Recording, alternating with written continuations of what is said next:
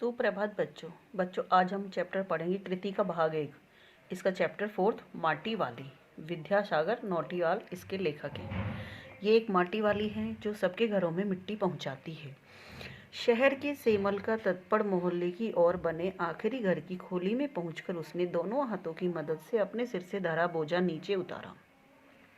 मिट्टी से भरा एक कंटर माटी वाली। टिहरी शहर में शायद ऐसा कोई घर नहीं होगा जिसे वह न जानती हो या जहां उसे न जानते हों। घर के कुल निवासी, बरसों से वहां रहते आ रहे किराएदार, उनके बच्चे तलक, घर घर में लाल मिट्टी देते रहने से उस काम को करने वाली वह अकेली है। उसका कोई प्रतिद्वंदी नहीं है, यानी कि उसकी कोई बराबरी करने वाला कोई नहीं है जो दूसरा ये काम करता हो। उसके बगैर तो लगता है टिहरी शहर के कई घरों में चूल्हे का जलना तक मुश्किल हो जाएगा। ये जो महिला है मिट्टी वाली, ये टिहरी शहर की है। वह न रहे तो लोगों के सामने रसोई और भोजन कर लेने के बाद अपने चूल्हे चौके की लिपाई करने की समस्या पैदा हो जाएगी। भोजन जुटाने और खाने की तरह रोज की एक समस्या।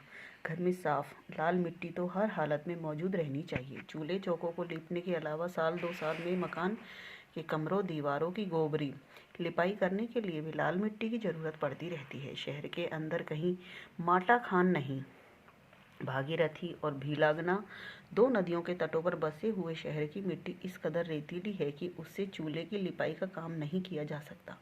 आने वाले नए नए किराएदार भी एक बार अपने घर के आंगन में उसे देख लेते हैं और अपने आप माटी वाली के ग्राहक बन जाते हैं। घर घर जाकर माटी बेचने वाली नाटे कद की एक हरिजन बुढ़िया माटी वाली है।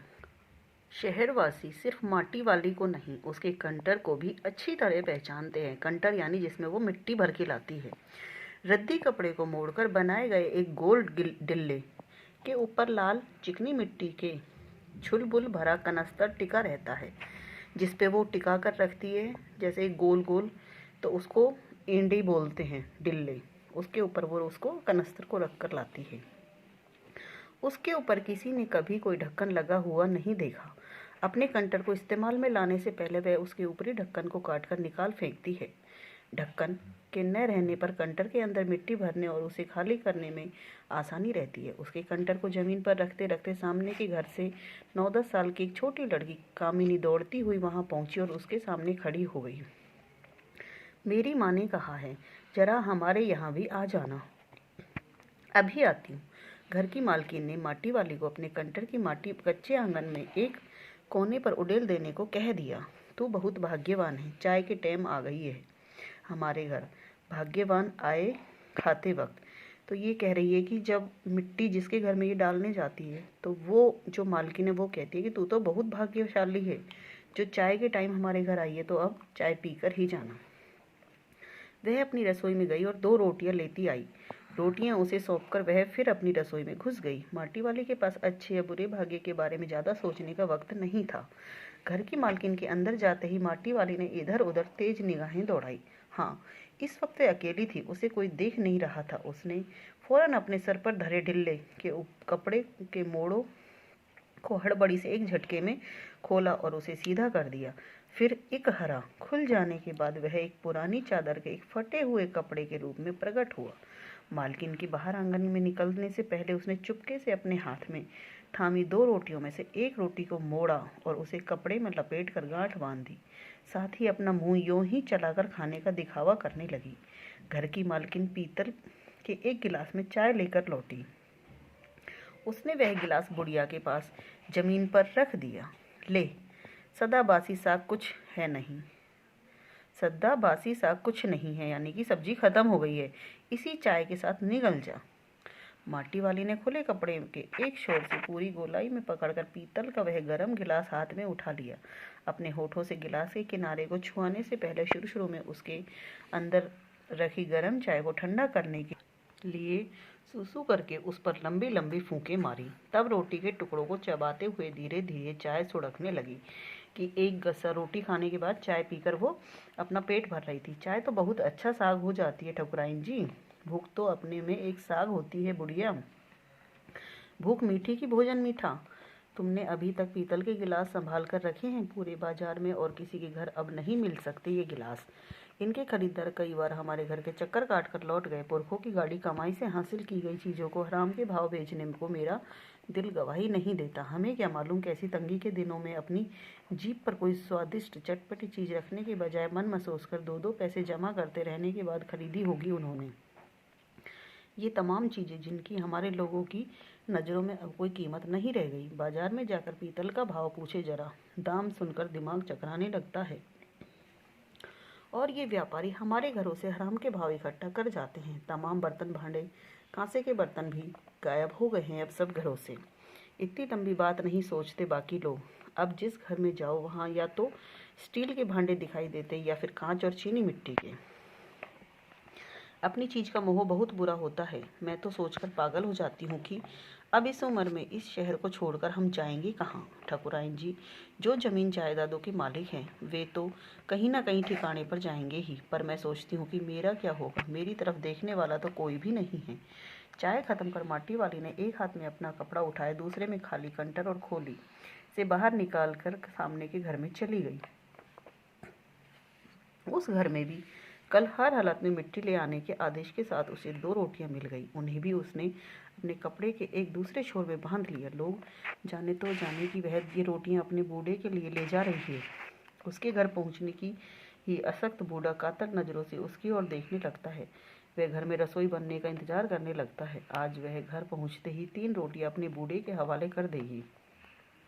रोटियों को देखते ही चेहरा खिल उठेगा बूढ़े का। साथ में ऐसा भी बोल देगी, साग तो कुछ है नहीं अभी। और अब उसे जवाब सुनाई देगा, भूख मीठी की भोजन मीठा। उसका गांव शहर से इतना पास भी नहीं है। कितना ही तेज चलो फिर भी घर पहुंचने में 1 घंटा तो लग ही जाता है। रोज सुबह निकल जाती है वह अपने घर से। पूरा दिन माटा खान में मिट्टी खोदने, फिर विभिन्न स्थानों में फैले घरों तक उसे ढोने में बीत जाता है। घर पहुंचने से पहले रात घिरने लगती है। उसके पास अपना कोई खेत नहीं, जमीन का एक भी टुकड़ा नहीं। झोंपड़ी जिसमें वह गुजारा करती है गांव के एक ठाकुर की जमीन पर खड़ी है। उसकी जमीन पर रहने की एवज में उसे भले आदमी के घर पर भी माटी वाली को कई तरह के कामों की बेगार करनी होती है। नहीं, आज वह एक गठरी में बदल गए अपने बूढ़े का कोरी रोटियां नहीं दोगी। माटी बेचने से हुई आमदनी से उसने 1 पाव प्याज खरीद लिया। प्याज को कूट कर वह उन्हें जल्दी जल्दी तल लेगी। बूढ़े को पहले रोटियां दिखाएगी ही नहीं, सब्जी तैयार होते ही परोस देगी। उसके सामने 2 रोटियां। अब वह 2 रोटियां भी नहीं खा सकता। 1 ही रोटी खा पाएगा या हद से हद 1.5। अब उसे ज़्यादा नहीं पचता। बाकी बची 1.5 रोटियों से माटी वाली अपना काम चला लेगी। 1 रोटी तो उसके पेट में पहले ही जमा हो चुकी है। मन में यह सब सोचती हिसाब लगाती हुई वह अपने घर पहुंच गई। उसके बूढ़े को अब रोटी की कोई ज़रूरत नहीं रह गई थी। माटी वाले के पाँवों की आहट सुनकर हमेशा की तरह आज वह चौंका नहीं। उसने अपनी नज़रें उसकी ओर नहीं घुमाई। घबराई हुई माटी वाली ने उसे छूकर देखा। वह अपनी माटी को छोड़कर जा चुका था। टिहरी बांध पुनर्वास के हिसाब से उससे पूछा कि वह रहती कहाँ है। तुम तहसील से अपने घर का प्रमाण पत्र ले आना। मेरी जिंदगी तो इस शहर के तमाम घरों की माटी देते गुजर गई साहब। माटी कहाँ से लाती हो? माटी खाना से लाती हूँ माटी। वह माटा खाना चढ़ी है तेरे नाम? अगर है तो हम तेरा नाम लिख देते हैं। माटा खान तो मेरी रोजी है साहब। बुढ़िया, हमें ज़मीन का कागज़ चाहिए, रोजी का नहीं। बांध बनने के बाद मैं क्या खाऊंगी साहब? इस बात का फैसला तो हम नहीं कर सकते। एक बात तो तुझे खुद ही तय करनी पड़ेगी। टिहरी बांध की 2 सुरंगों को बंद कर दिया गया। शहर में पानी भरने लगा।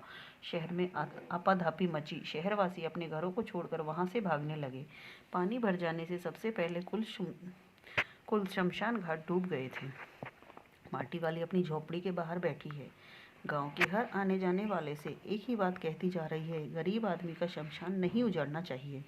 तो बच्चों, अपना चैप्टर यहाँ ख़त्म होता है। इसमें एक माटी वाली है, वो इतनी गरीब है कि उसको अपने माटी पहुँचाने और अपने बूढ़े पति का पेट भरने के अलावा उसे कुछ नहीं सूझता। ना वो ये देखती है कि कैसा भाग्यशाली, ना वो ये देखती है कि और कोई दूसरा काम वो कर सकती है।